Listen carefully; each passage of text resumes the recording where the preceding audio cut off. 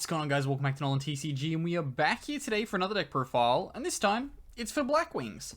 So we've made a couple of changes to the previous Blackwing list. Honestly, I sat here for a while, seriously considering cutting Simon, but it just gives you so many pluses when it resolves that locking you to Dark is just kind of something you have to put up with. We have made some slight changes to the list to refine it a little bit more, so that in that situation, things are fine. But yeah, we won't delay too much longer. We'll get into the deck profile, but before we do get started, please do remember to drop down below and hit that subscribe button if you are new here, because we are always happy to have people to the channel. And let's get on into this deck profile. Before we do get started on this one, though, it is brought to you, of course, by yourplaymat.com, who got us our beautiful NolanTCG extra deck sleeves. These are available on yourplaymat.com, as well as you can get custom sleeves and custom playmats, so whatever you need for the current format. There is an affiliate link in the description down below that does get you a little bit of a discount on your order. Also, enter the code NolanTCG for 10% off your order. Also kicks back a little bit to the channel, so everything will be very much appreciated. If you're shopping there, you're getting custom sleeves, custom playmats down. Make sure to enter our code at checkout. But let's get on into this deck profile. Okay, so starting us off, we have, of course, the card I mentioned in the intro. It is 3 copies of Blackwing Simon the Poison Wind. Of course, this card goes super plus when it resolves. Only issue is it locks you to Darks. That does stop you from doing like the main goal that you want to be pushing through with this build of the deck. And we'll get to that as we get to it. But at the end of the day, you're going to go super plus and you're still going to be able to set up like somewhat of a decent board. So you don't need to stress too much. It's just the fact that you need to be wary of that and you can't go into certain lines of play if you do these things. Then we go into the rest of the Blackwing. So we've got 2 copies of Us to the Southwind. Combos off really well with the Simon combo, and you end up going like big time plus. However, we do play Allure of Darkness, so this card will still net pluses regularly if you do resolve that.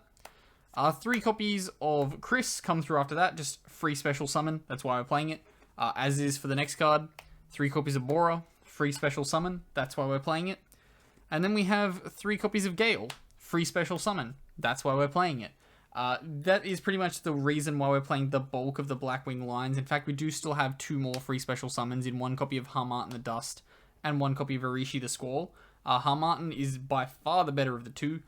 It does come up quite a lot that you can use it for your synchro lines, which is the reason why it is very good. Honestly, I considered bumping this up to 3. The fact that it's a once per turn is the only reason that it is sitting at 1. Same with the Arishi the Squall. Then after that, we do still have 1 more Blackwing. It's Zephyros the Elite. Card, alright, but it doesn't free special summon, so it's a one-off, and you only get to use this effect once per duel, so definitely a one-off. Then we go into our generic kind of extender wing beasts. So we've got 1 copy of Raider's Wing and 1 copy of Seeing Lanius. These are typically the searches that we're going to be netting off our Raid Raptors. We're going to be going into these guys and then just extending further onto the board and comboing off from there.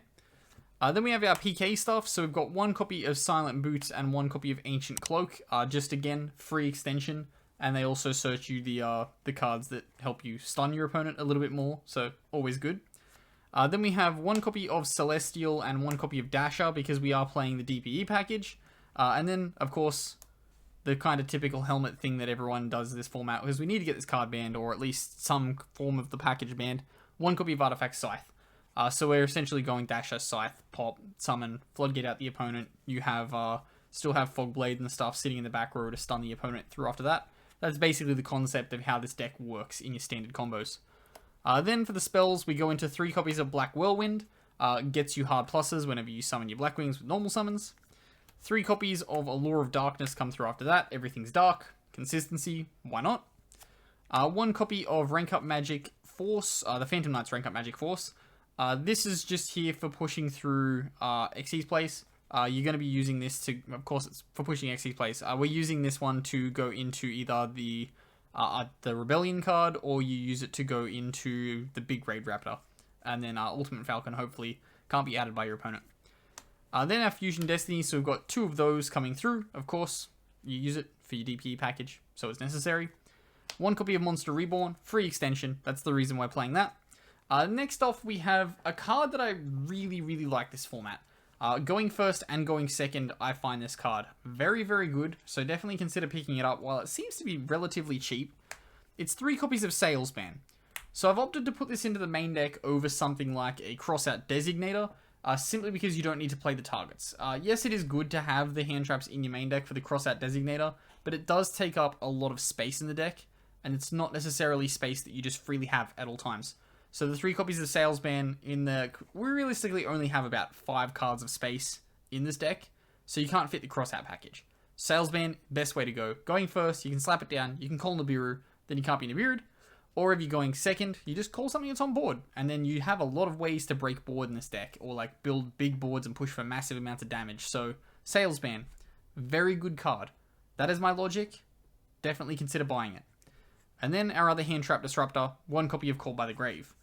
Then we have running at the main deck, 2 trap cards, of course. It is our 1 copy of Fogblade and 1 copy of Shade Brigadine. Okay, and now we move on into the extra deck. Something to preface before we go into the extra deck is that I have started to consider just cutting Link Spider. Yes, you use it sometimes when you're going into your Verte Anaconda package, but I've honestly found in testing that that's not 100% necessary. Typically, you can just use the trap to go into your Artifact Dagda, but of course, we'll show all that as we're going through this extra deck. Of course, starting us off, we have our Synchros. So we've got our 1 copy of Blackwing Full Armor Master and 1 copy of Raikiri the Rain Shower. Raikiri's here because it just comes up when you're comboing off that you sometimes can go into a 7 and then the 7 can transition through into something else like a Full Armor Master and you can do some cute plays. That's the reason why it still sits in the main deck. Full Armor Master, of course, very difficult for some decks to out, and that's quite funny. Then we have our Links. 1 copy of Ystrix, very, very good Link monster in this deck. Of course, when you read it, it's obvious why. 1 copy of Artifact Dagda, because we're doing degenerate Artifact Dagda things like every other combo deck in the format, along with 1 copy of Verte Anaconda. Then we have our 1 copy of Rusty. You can XC summon on the opponent's turn if you do have a monster effect to activate after you use the Dagda line, which is something to keep in mind. In that situation, you just use the Rusty going into Ultimate Falcon to pop the Scythe, but you do expose yourself to a Cosmic Cyclone in that situation, so that is something to keep in mind if you're doing that line of play. Then we have a Link line after that for spinning stuff away and killing your opponent. We have 1 copy of IP Masquerena, 1 copy of Nightmare Unicorn, and the 1 access code, just a standard 1/1 on the opponent's turn, into access code game. Then we have our Xyz line, as we want to throw out the Dark Rebellion apparently. So we've got, Dark Rebellion, 1 Dark Requiem, just a negation that we can set up on the opponent's turn. There are situations where you can go like Dark Rebellion, into Dark Requiem, Rusty, pop Scythe, summon Scythe, and then you have the Requiem for the protection. We have 1 Ultimate Falcon, essentially the same play that you're going to be doing, except you're going to be coming off your 2 Forstrix. Typically, you're going to be using these to search, and then you'll link them off, and then you'll make an Ultimate Falcon with one of them. Cute things, fun times, tough to out for a lot of decks. It's the reason why I'm playing it. And then lastly, rounding out the main deck, or rounding out the extra deck, is our 1 copy of DPE. But that does wrap us up here for the deck profile for this one. So as always, if you do have any recommendations or things you would change, do make sure to comment them down below. This deck is actually super fun right now. This deck's always been competitive. It just loses super hard to your opponent having more than 1 hand trap. And that is something that we need to change in the deck. Hopefully Salesman fixes that, but you still got to draw the Salesman, and that's a problem. Yeah, I quite enjoy the deck. Definitely give it a shot. Honestly, I haven't looked at this in Master Duel, so that is something to consider. Yes, you don't have the DPE package and stuff, and yeah, I guess you don't have Dragoon either, and you kind of need either of those two. But hey, investigate that. And as always, I've been Ben from NolanTCG, and have a good afternoon, everybody.